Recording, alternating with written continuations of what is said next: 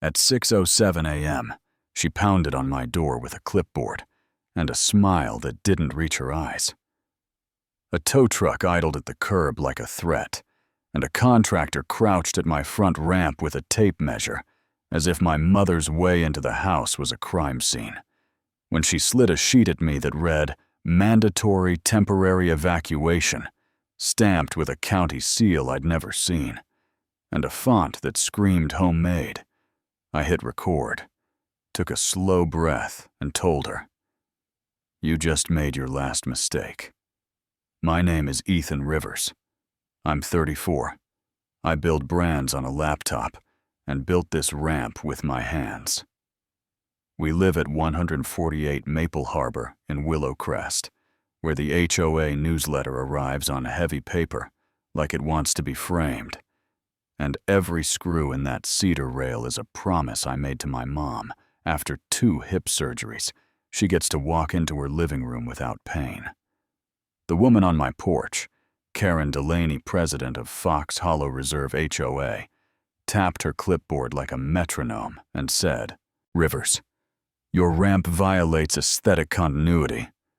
Removal in 72 hours. $500 today. $100 a day until compliance." Then she snapped a photo of my license plate, tucked a pink slip into my mailbox at 6:14, and walked off as if she'd already won.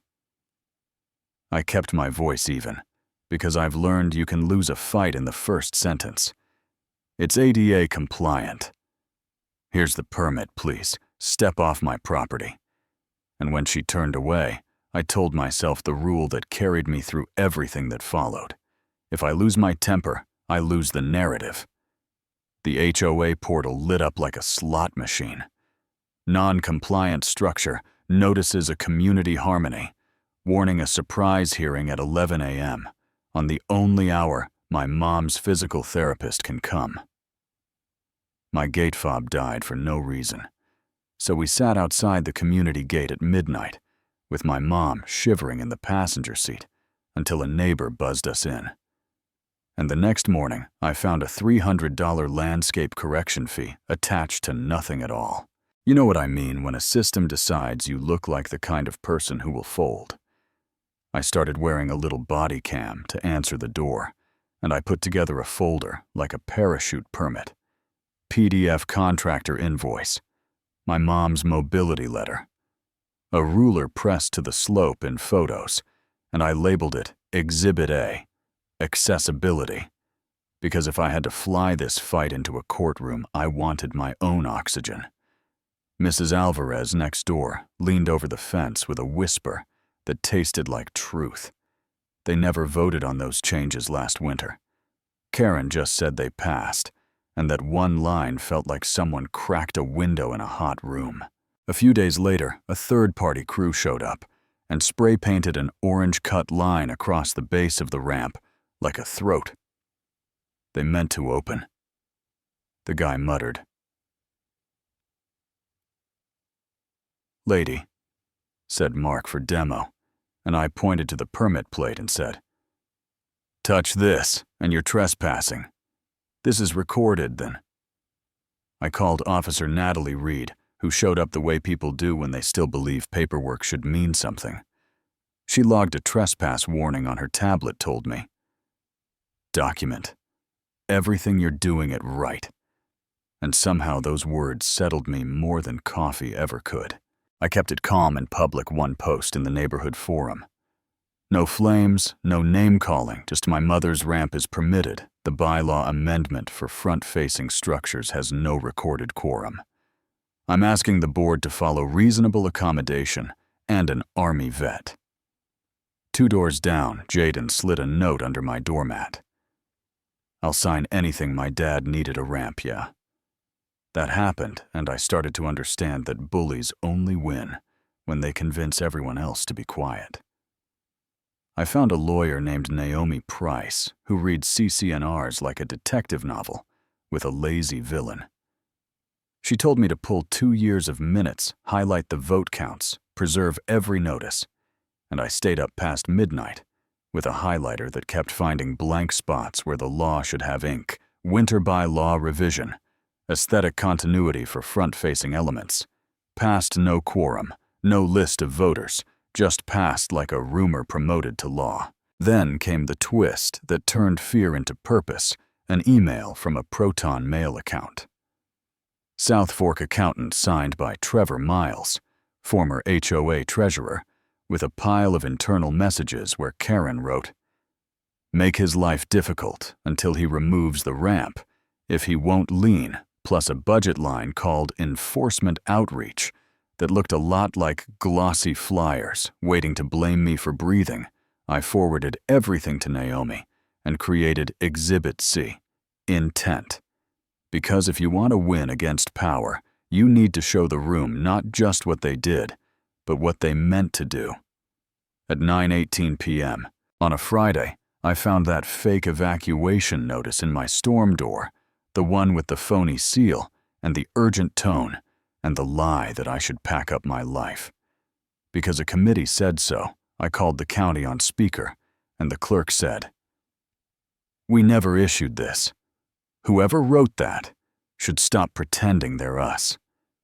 And I saved her voice memo with the date, because the hardest part of proving a truth is catching it clean. That weekend, I went door to door with a petition for a special meeting. It was awkward for a few houses. Then it turned into something that felt like a neighborhood again. Mrs. Alvarez signed first and said, "They count on us being tired." Not today. A couple with a toddler signed on their porch while the kid drummed on the rail. One guy shut the door in my face. Another said, "You're making trouble," and I told him. Trouble knocked on my door at 6:07 a.m. I'm just answering in 2 evenings. We cleared 34% more than the 25% we needed, and it was like striking a match in a dark gym. Karen hit back the way people do when they believe they're the main character. Glossy flyers screamed, "Community under attack. Protect our values," with a long lens photo that made my ramp look like a ski jump. Yeah, that happened. I scanned it into Exhibit D, spin, and kept my head down, because the loudest sound in a room full of rumors is a document that doesn't blink. Naomi filed a demand letter that read like a scalpel: restore access, cease harassment, preserve records, recognize accommodation, or expect damages. If anyone touches the ramp, the county inspector showed up in a windbreaker, measured the slope, tapped the rail, and wrote a letter on the hood of his car. If this were my mother, I'd want the ramp too, a sentence that warmed the coldest part of me. Karen tried to have my car towed during a so-called violation review. The body cam caught the arm sliding under my bumper. Officer Reed arrived and said, "This is a driveway, stand down," and for once, someone else told them no before I had to. The crack in the wall widened at dusk when 2 board members, Secretary Maya Chen and Vice President Louis Hart, knocked on my door like people who finally decided who they were. "We didn't vote for this." She stopped asking for votes months ago. Louis looked like a man who had slept in his shoes. We thought it would blow over. It's not going to blow over. And I poured them tea while the body cam watched, because trust lives best next to a file. The special meeting landed on a Thursday at the clubhouse folding chairs. Fluorescent lights, a hot microphone that squealed before it obeyed. I set a small tripod on the table. Naomi sat beside me, steady as a level Jaden and Mrs. Alvarez took the front row, and Karen smacked the gavel and said, "We're here to discuss chronic non-compliance at 148 Maple Harbor," smiling at me like I was chewing gum in church. I stood and held up a photo of my mother on that ramp, with the permit number big enough for the back row. This is her way into the house. This is legal. This is your email, instructing a contractor to mark it for demolition. Without notice, then I clicked a remote, and the screen filled with Trevor's messages. Make his life difficult. If he won't line. And below them, the winter bylaw. With no quorum record. People murmured the way a crowd does when a picture clicks into place. Karen tried to cut my time, and I said, "You'll have time to respond after this," as then I laid out Officer Reed's trespass log. The gate system record showing my fob disabled by the admin account tied to Karen's username at 9:41 p.m. The county letter of compliance, and Naomi read a single clause about reasonable accommodation. Facts win. If you let them speak, she said.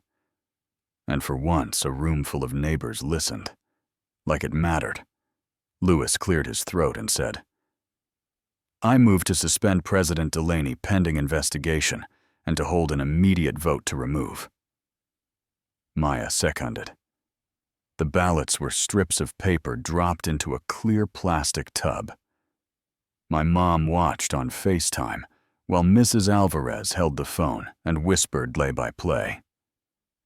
The secretary counted once, twice, then once more, for the people who ask later. And then, she said, by a vote of 43-8, Karen Delaney is removed as HOA president, effective immediately. Karen stared at the board like a magician whose trick broke in front of a birthday party. "You'll regret this," she said, not loud. Just cold, she set her badge lanyard on the table. Security stepped in. The gavel landed with a dull thunk, and that was the end of that rule, written in a smile.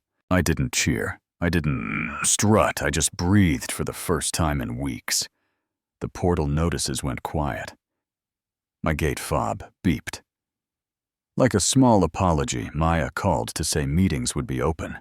Votes recorded with names and numbers.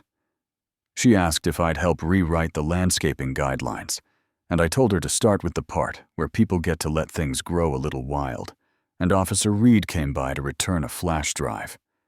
"Good job remembering to hit record," she said, then left, like decent people do without asking for credit. Here's the part that might start an argument. Removing Karen felt like justice. Clean, necessary, almost boring in how obviously right it was.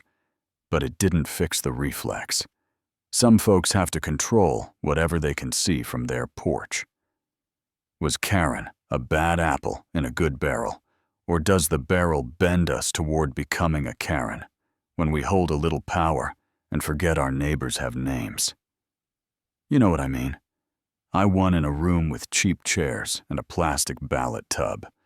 But what I really want is a street where nobody has to be brave, just to be left alone. If you're still here, tell me where you land. Was I right?